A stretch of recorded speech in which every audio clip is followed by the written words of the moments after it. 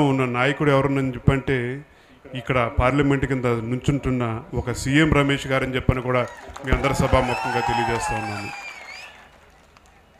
మీరందరూ ఎంతో విజ్ఞతతోటి ఆలోచించాల్సిన అవసరం ఉంది. ఈ ఎన్నికల్లో తప్పకుండా మన నాయకుల్ని మనం గెలిపించుకోవాలి. ఈ రెండు పార్టీల నాయకులనే కాదు, ఈ రెండు పార్టీలు నుంచోబెట్టి ఎంతో త్యాగం చేసిన ఒక జనసేన వాళ్ళు కూడా ప్రతి ఒక్కరిని మనం గుర్తుంచుకోవాల్సిన అవసరం ఉంది. ఆయన కళ్యాణ్ గారు ఇవాళ మద్దతు తెలియజేస్తున్నారని చెప్పంటే ఆయనకు ఒక పూర్తి నమ్మకం. ఆయన అభిమానులు కానీ, ఆయన కార్యకర్తలు కానీ, జన సైనికులు కానీ ఆయన మాట ఇస్తే తప్పకుండా ఎవరినైనా గెలిపించే సత్తా ఉందని చెప్పని తెలుసు కాబట్టే ఆయన ఈ కూటమికి మద్దతు ఇచ్చారు. ఇవాళ ఈ అనకాపల్లి ప్రాంతంలో 3 చోట్ల పోటీ చేస్తూ ఉన్నారు.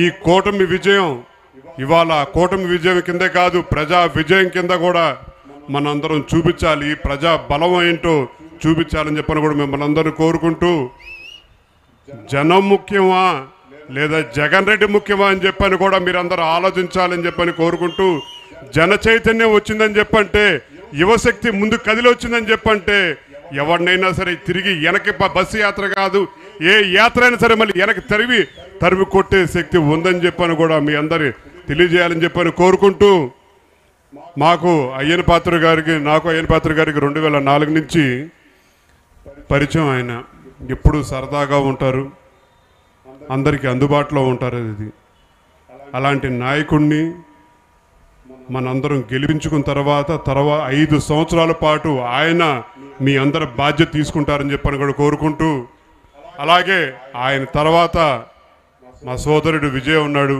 ఈ కార్యక్రమానికి విజయ్ రమ్మని చెప్పని కోరుకోవటం వల్ల వచ్చాం. ఈ ప్రయాణం ఇక్కడతో ముగిసేది కాదు, జీవితాంతకాలం ఉండే ప్రయాణం కాబట్టి మీ అందరితో పాటు కలిసికట్టుగా ఉంటాం.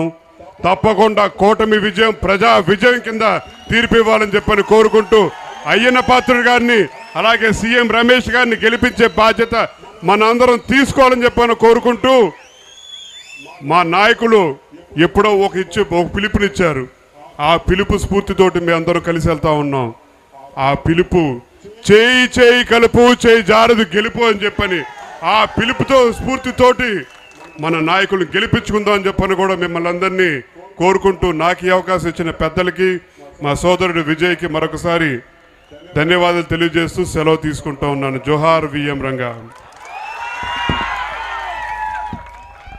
థ్యాంక్స్ అన్న. రాధన్నకి ప్రత్యేకంగా కృతజ్ఞతలు తెలుపుకుంటాను. ఇంత టైం కేటాయించి ఇక్కడ మన ప్రాంతానికి వచ్చినందుకు అందరూ ఒక్కసారి లేచి నించొని ఆయనకి ఒక్కసారి చప్పట్లతో ఆయన్ని ఒకసారి థ్యాంక్స్ చెప్పవలసిందిగా కోరుతున్నానండి.